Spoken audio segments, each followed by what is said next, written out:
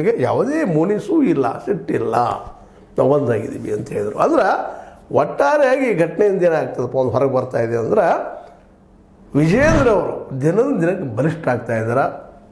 ಅವ್ರ ಎದುರಾಳಿಗಳು ಇವ್ರನ್ನ ಇಳಿಸ್ಬೇಕಂತಂದ್ರು ಸಹಿತ ಅಷ್ಟು ಸುಲಭದ ಮಾತಲ್ಲ ಅಂತೇಳಿ. ಯಾಕಂದ್ರೆ ರೆಡ್ಡಿಯವರು ಸಾಮಾನ್ಯವರಲ್ಲ, ಅವರು ಭೀಕರವಾದಂಥ ರಾಜಕಾರಣಿ.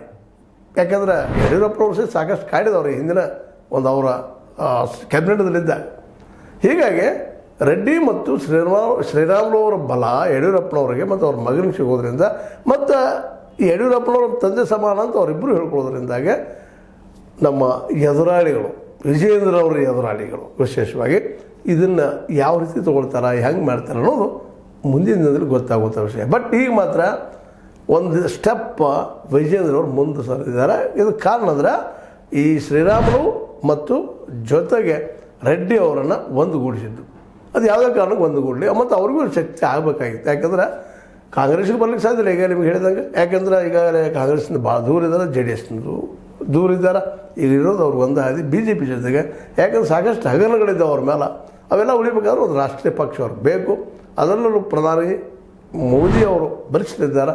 ಅವ್ರ ನೆರಳಲ್ಲಿ ಹೋದ್ರೆ ಸ್ವಲ್ಪ ಉಳಿತಾಯ ಹಾಕೋತ ಹೋಗ್ತೀವಿ ಅನ್ನೋಂಥ ಒಂದು ರಾಜಕೀಯ ಬಲಕ್ಕಾಗಿ ಅವ್ರು ಬಿ ಜೆ ಪಿ ಅನಿವಾರ್ಯ. ಶ್ರೀರಾಮುಲವರು ಸಹಿತ ಆ ಬಿ ಜೆ ಪಿ ಸಲುವಾಗಿ ದುಡ್ಕೊಂಡು ಬಂದಂಥವ್ರು ಅದಾರ. ಅದು ಬಿಟ್ಟು ಮತ್ತೊಂದಿಲ್ಲ. ಮತ್ತು ಕಾಂಗ್ರೆಸ್ನಲ್ಲಿ ಬಂದು ಯಾರನ್ನು ನಂಬೋದು ಇದೊಂದು ದೊಡ್ಡ ಪ್ರಶ್ನೆ ಅದ. ಯಾಕಂದ್ರೆ ಬಳ್ಳಾರಿ ಸುತ್ತಮುತ್ತ ಎಲ್ಲ ಕಾಂಗ್ರೆಸ್ಸಿಗರಿಂದ ದೂರ ಇದ್ದಾರೆ. ಮೊದಲಿಂದ ರಾಜಕೀಯ ದ್ವೇಷಗಳಿದ್ದಾವೆ.